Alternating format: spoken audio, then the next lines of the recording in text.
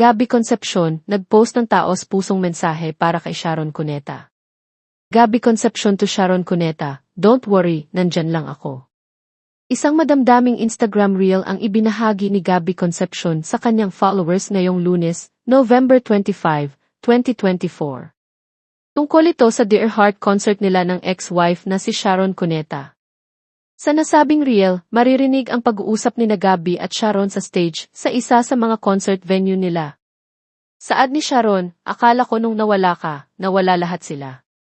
Sabi naman ni Gabby, don't worry, nandyan lang ako.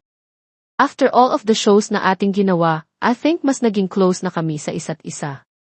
Sagot ni Sharon, may 2 shows pa tayong gagawin, I will miss singing with you.